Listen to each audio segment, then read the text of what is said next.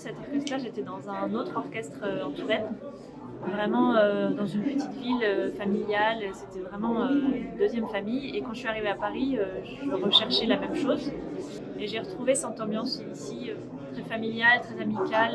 Ce dont je me félicite aussi, c'est d'avoir gardé l'idée d'un service public, je dirais. On accueille tout le monde, on n'a pas de système d'audition.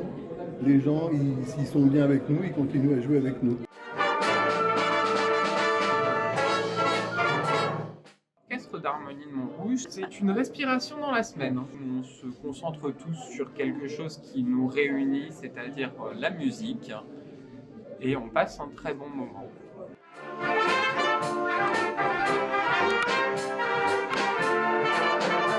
Ça faisait plusieurs années qu'on n'avait pas fait de création et j'ai eu une envie du bureau, des membres du bureau, de recommander une pièce et qu'elle soit axée autour de la ville de Montrouge. Nous avons fait appel à Thierry Deleruel. Il a fait le choix de faire cette pièce autour de Buffalo-Ville, puisqu'on a un quartier à Montrouge qui s'appelle le quartier Buffalo.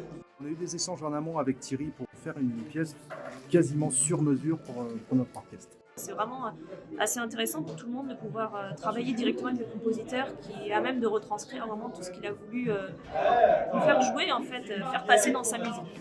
Si moi, quand j'avais fait travailler la pièce, j'étais un peu vite, un peu lent, tout de suite, il recadre exactement comme lui l'entend et comme lui, il veut que la pièce sonne. On ne fait pas souvent une pièce composée spécialement pour nous.